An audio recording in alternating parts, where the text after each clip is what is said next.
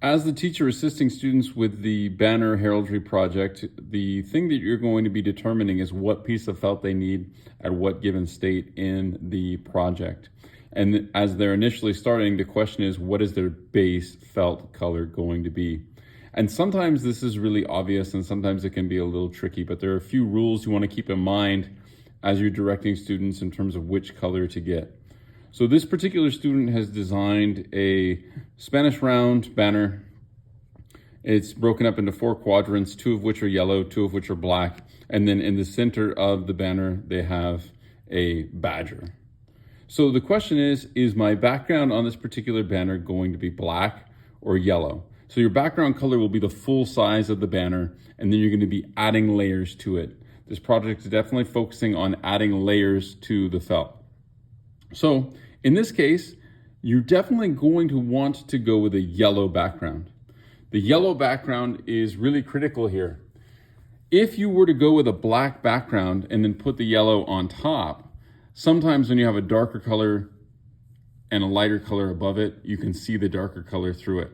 So in the case where essentially the only difference is the shade of the color in terms of a reason why you would have one as the background, you're always going to gravitate towards the lighter color.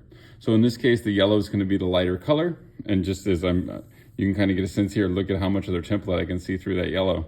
So that can happen if you have the darker color as a base color. Sometimes it can't be avoided depending on the design. But if it can be avoided, you're always going to gravitate towards that lighter color. That way with the black on top. So in this case, this student's going to start with the yellow background, and that's what I would direct them to do in terms of grabbing the template, tracing, and cutting out the base of their banner. And after they cut it out, the base would look like that. And then we'll simply add the black portions on, which I'll show you in the next step on how to create these angular cuts.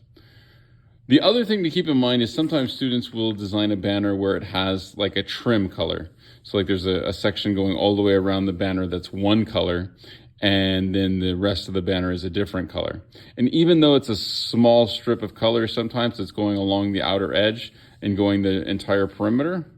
That is always going to be the color that you have as your base color, because you want your layering to be kind of working inward.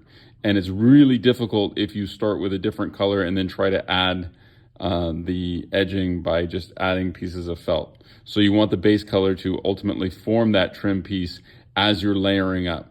And I'll show you a few examples in which students are using that kind of technique of having a trim color all the way around the perimeter. In this particular banner, the base color was that dark red maroon color.